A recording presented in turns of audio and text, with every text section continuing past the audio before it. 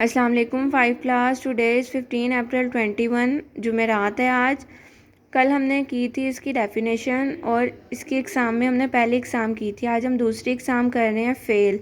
فعل کے معنی ہے کام. مثال کے طور پر کسی کام کا کرنا، ہونا یا سہنا زمانے کے لحاظ سے پایا جائے. مثال ہے آیا، آئے وغیرہ فعل کہلاتے ہیں. نمبر 3 ہے حرف. حرف وہ کلمہ ہے جو نہ تو کسی چیز کا نام کو اور نہ کام کرنے یا ہونے کے معنی دے بلکہ وہ اسم